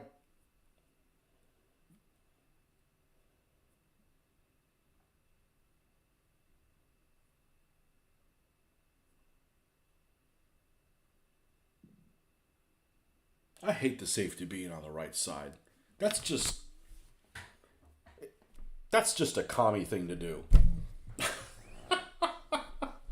That's just a commie thing to do, man. The slide release should always be on this side. Always. Always be on the left.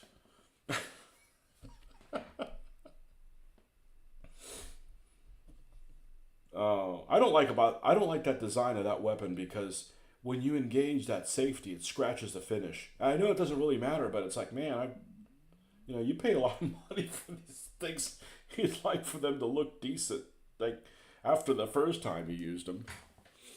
With her working nights, it's a peace of mind for both of us if she knew how to defend herself. Yeah, there's people out there that... So I went to Spain, and what everybody says is this, and I asked multiple people, that there's no violent crime there. And I'm like, bullshit. What do you mean there's no violent crime? Well, they're just like, oh, we can't carry swords anymore. There's no violent crime. Bullshit. Oh, there's no violent crime. They're just pickpocketing. Well, pickpocketing isn't fucking crime, okay? It's just keep your hands in your pockets and nobody's going to come take your shit, right? I don't really consider that crime, per se. I'm not saying it should be legal. I'm just saying that I don't worry about pickpocketing. Because that could happen anywhere. You leave your cell phone somewhere, it's gone.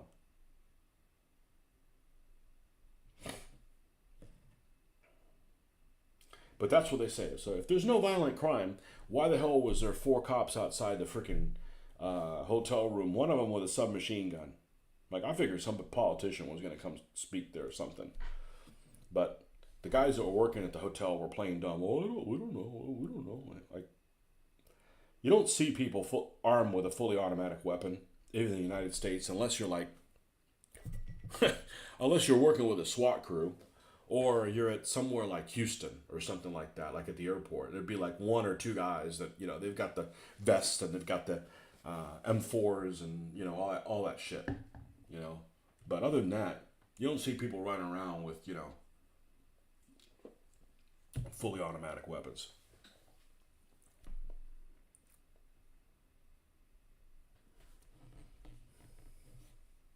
Or, Chicago.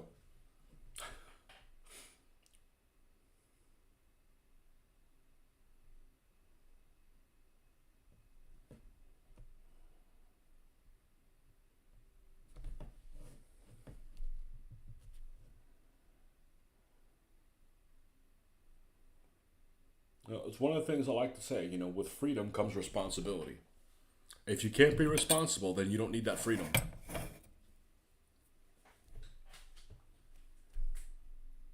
You can't go and you shouldn't be allowed to go around and carrying a firearm and then have negligent discharges. Like that should never happen. Like, okay, you're banned, you can't have one. Oh, it was an accident. Yeah, and you won't have a gun again. That should never happen. I don't care if you're a cop. You hear about these cops. Cops having negligent discharge. What the fuck are you doing, man?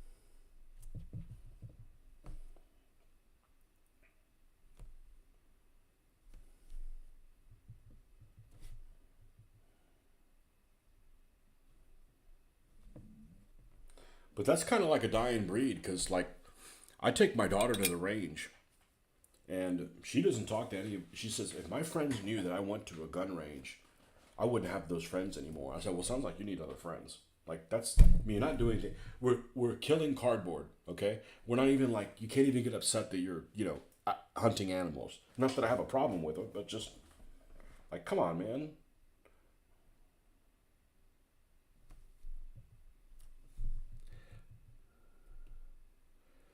It is always the stupid people. Yep. And you need to be respectful, no matter what it is that you're doing. You need to drive respectfully. You need to, handle firearms respectfully. You need,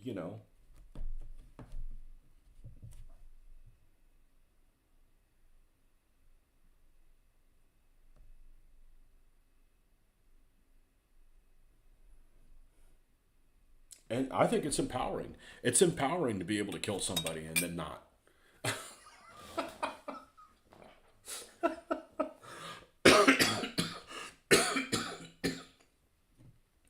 You know, like I've said, you know, I've gone 53 years not killing anybody. I don't think it's going to happen, you know.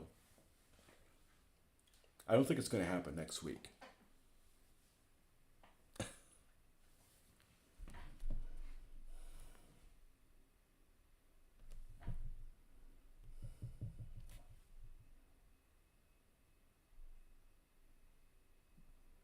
Well, speaking of movies, I did manage to catch a movie that I knew was going to suck.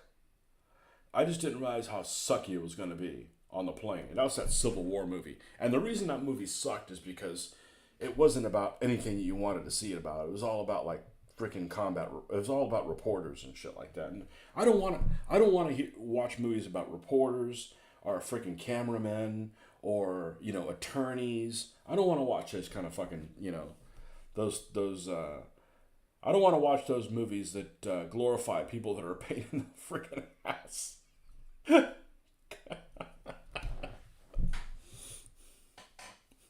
Demonetized. Whatever. I don't give a shit.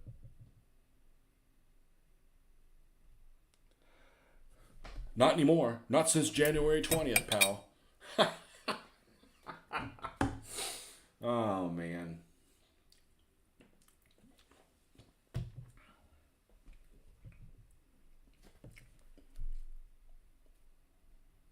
People need to talk to each other, man. You stop talking to each other and people have these opinions or I don't give a... I know somebody who's just... You can't have any kind of discourse with them. They're automatically like...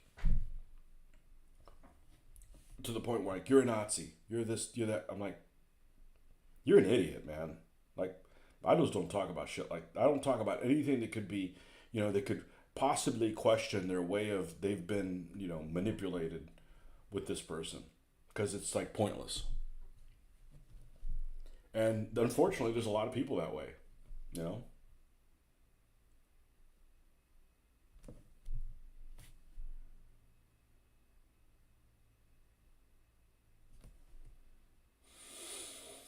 Okay, let's work our way over across this.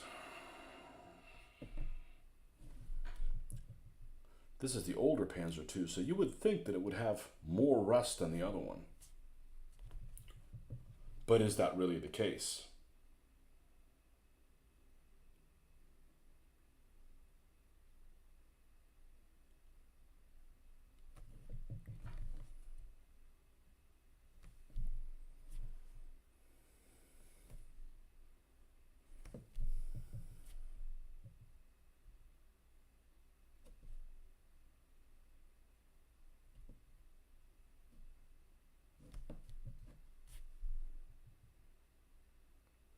What about all the people that have like gun content on YouTube? They're demonetized too? I mean, I haven't watched any of those guys in a long, long time, but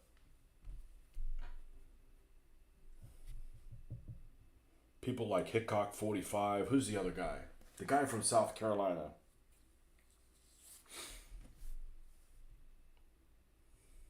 Such.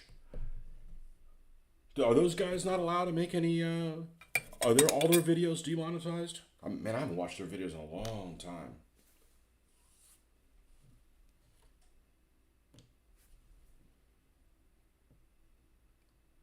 Those are the videos I watch when I'm like, I want to learn more about this firearm. Or I might be in the market for one of those. Let me watch one of those professional review people. You ever put shirts and armor skirts on your Panzers? I do, if they're appropriate. I'm just not doing any of those right now.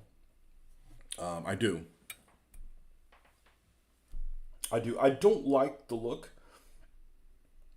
especially on the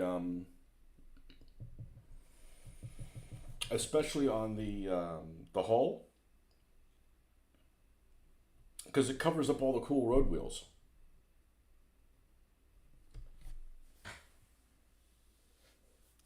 Several gun channels got dinged, I think. Don't know, been too busy to watch YouTube lately. Um,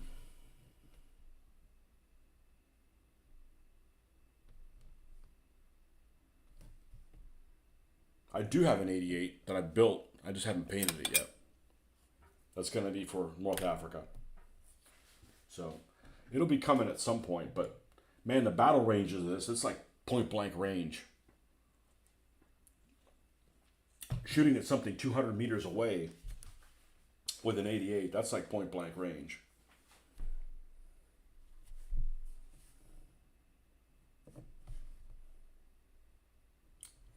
But I do have an 88. What else do I have an 88? I got one Tiger 1. I got an elephant to build.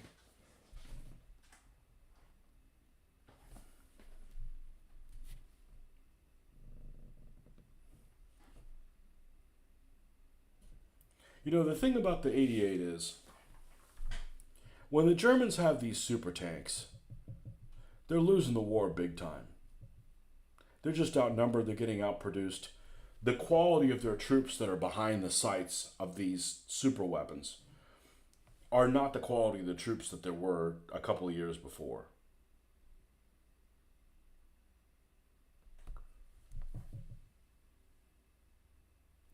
The crew of that 88 does look really good. FPS Russia. Guys, didn't he get somebody on his channel killed? That guy has the worst Russian accent, though. I could do better than that. Yeah, he had that one video with an AA-12. I'm like, man, I need one of those. I could wake somebody up with that.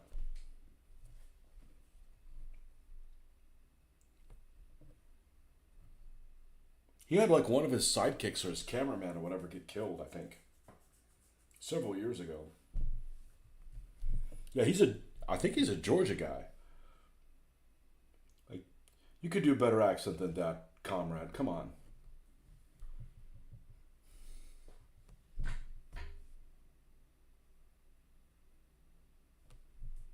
And he has too much hair to be Russian. You should give him like a Yuri,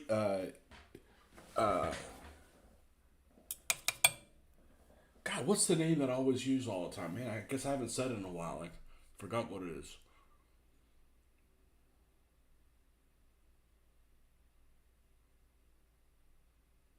I can't remember. Man, getting old. There was always my go-to Russian name. Well, we'll just say Strelnikov. Yuri Strelnikov, child molester, 3rd class, haircut. You know, Gulag. Oh, we'll just use a number 1/2. You know.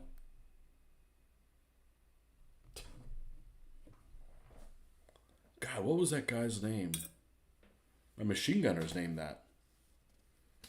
I got a guy with a DP. Point. Because I really like the German-Russian conflict. It's fascinating and brutal. It's been a minute. I can't do a Russian accent to save my life. He probably can't speak Russian. No, I'm sure he can't. Yuri Petrushkin. There it is. Yuri Petrushkin, child molester, 3rd class.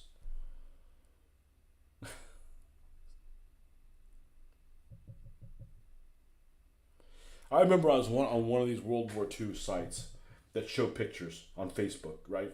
And that's why I'm a member of them, because they got cool pictures. And there was this it was a picture of a flight of like 3 Yak-9s, which is a beautiful aircraft. And it was in color.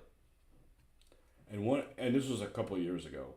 And one of these guys on the video says on the comment in the comment section says, "I can't help it, but every time I see a Russian aircraft now, all I can think is they're the bad guys." And I'm like, they always were the fucking bad guys. The problem is the Germans were the bad guys too. But the Russians were never the good guys. Like, where have you been, dude? Oh, Stalin is my friend.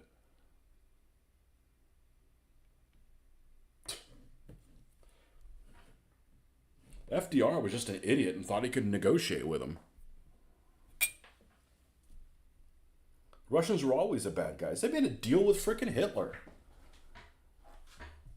and invaded other freaking countries while they were, like, screw them.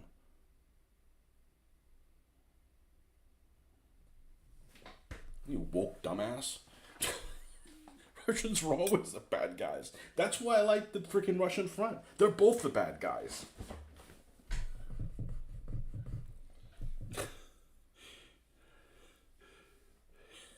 Niet means no. Na zdrowie.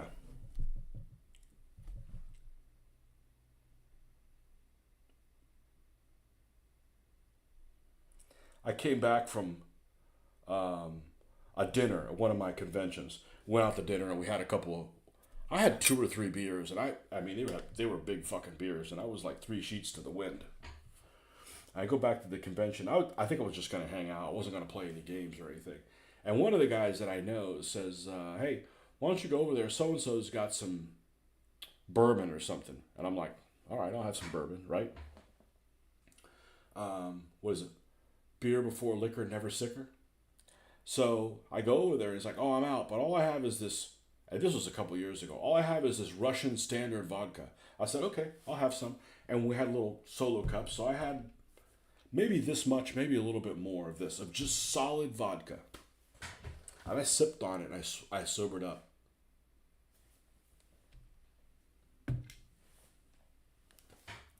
You know? But I don't like doing shots. Shots, like, why not enjoy things, you know? Dadasuka. Ever watched the show Finding Hitler? No, I have not. I did see Jojo Rabbit, though. My daughter and I were really disappointed at that. There were some funny parts in it, but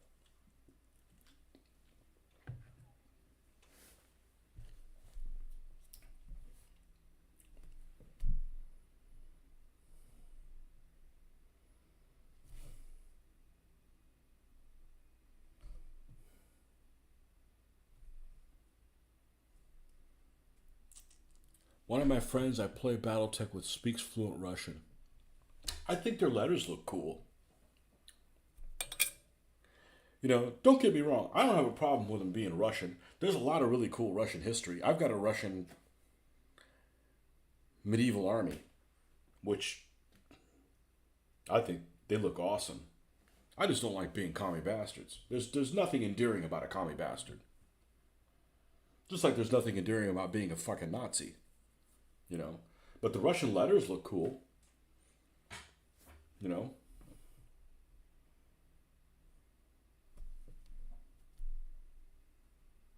I like the red stars. I don't like that hammer and sickle though. Not a fan. Not a fan of that or any kind of raised fists. I'm not a fan of the fister people.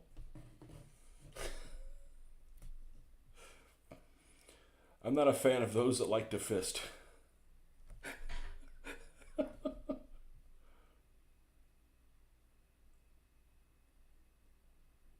There's one guy that I know wanted to get in an altercation because Vallejo, you guys are familiar with Vallejo, right? Vallejo Model Color. They had a what do you call it? A protest. What do you call it when you're on? They had a strike. They had a strike a couple months ago for working conditions and everything. Okay, fair enough. I read the article. Seemed like it was pretty legitimate concerns. But they show these pictures of walking down the street with these guys carrying these red and black communist syndicate flags. I'm like, that's not how you get me on your side.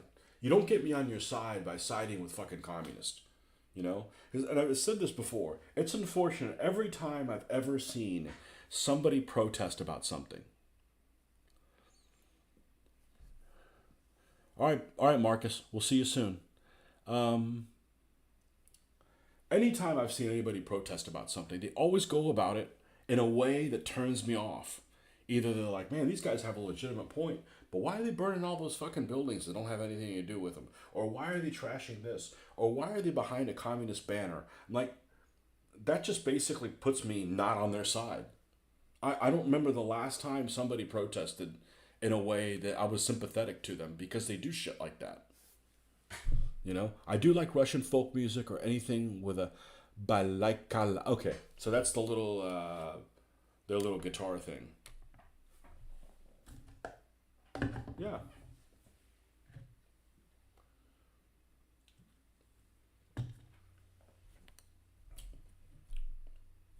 I'm not opposed to people protesting stuff, but just like, why do it that way?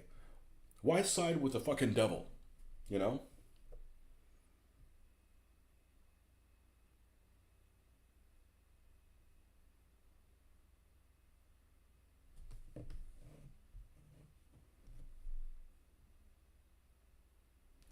And then this guy mentioned that to this one guy that I know. He's like, well, I don't see that as communist. I said, look, my background, anything that's even smells remotely of communism, I call it out. Like, I'm out. I don't want to see red and black flags. I don't want to see raised fists of solidarity or shit like that. You know, that's like, nope. You're allowed to do it, but I am also allowed to not like it. So,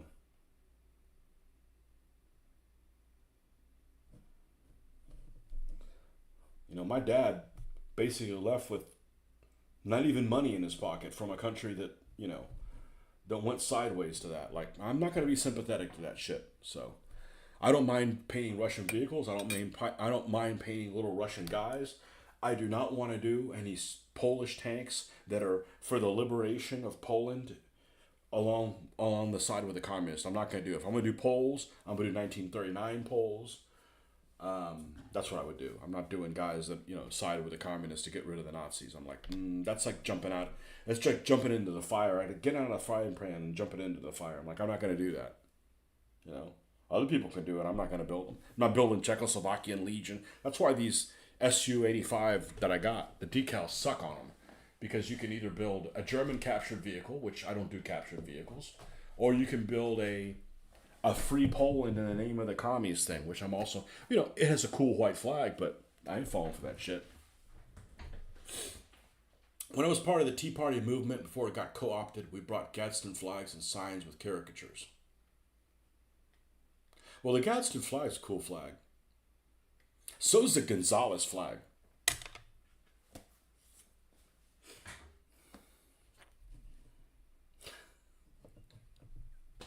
Although they should make another version of it instead of, you know, come and take it. You could just have something on the banner and say, suck it, you know, but I don't think you can post that one everywhere. That'd probably be a problem.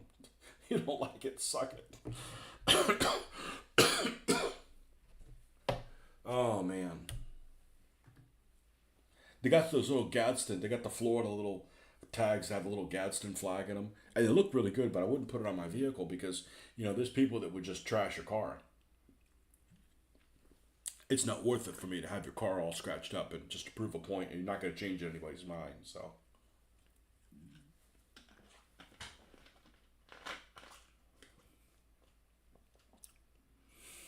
never cause trouble, block traffic, or anything. Exactly. You're not allowed to do that. You know, you have the freedom to do whatever you want, but you're not supposed to infringe on other people's freedom either. And some people don't get that. Okay, folks. Panzer II it's working its way there. And I don't know if I'll be on tonight. I definitely will be on tomorrow morning. But as always, I appreciate you guys hanging with me. And we'll see you guys soon. And I guess we're probably going to finish all of these before we move on to something else, which could be more of the same. Okay? Because we've got another 4 Panzer IIIs after this. Of course, you got a shitload of A-13s. And I'll tell you what, that's one of my favorite tanks. I love the A-13. And I know it was a POS, but it has some really cool lines. So those will be coming up soon as well. And I got Crusader Alley too. So we got lots of stuff to do for the desert. So as much as I want to go back to Russia, it might be a little bit. It might be a little bit until we go back to Russia. So anyways, always appreciate you guys coming by. and chit chat. Out where I live, there's a medium-sized militia group. Better just stay friendly with them. Have fun doing your hobby. I'm doing mine.